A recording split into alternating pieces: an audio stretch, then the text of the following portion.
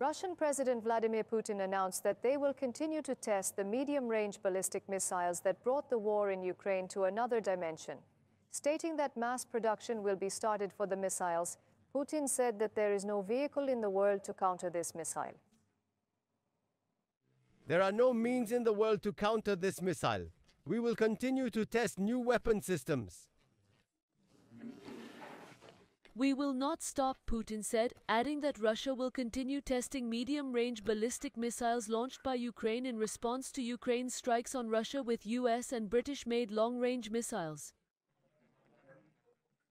The Russian president spoke at a defense conference in Moscow. He rejected claims by the United States that Russia has only a handful of high-speed ballistic missiles. He said that the Reshnik missiles are in stock and ready for use. He said that the Russian military has enough forces to continue testing the missiles in combat conditions and that they will go into mass production. The tested weapon system is a solid guarantor of Russia's territorial integrity and sovereignty.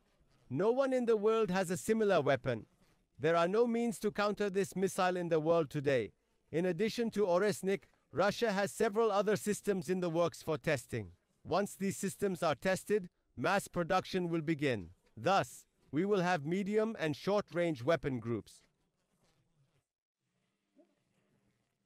Putin also announced that the state will give a reward to those who produce that Reshnik system. Sergei Karakayev, commander of Russia's strategic missile forces, threatened the West.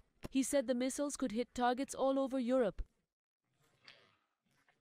Ukrainian President Volodymyr Zelensky called Russia's use of experimental ballistic missiles in its attack on Ukraine an international crime. He called on world leaders to condemn Russia. He instructed Ukraine's defense minister to hold consultations with Kiev's allies to provide more air defense systems. NATO and Ukraine will hold an emergency meeting on Tuesday to discuss the attack. The meeting in Brussels will take place at Ukraine's request.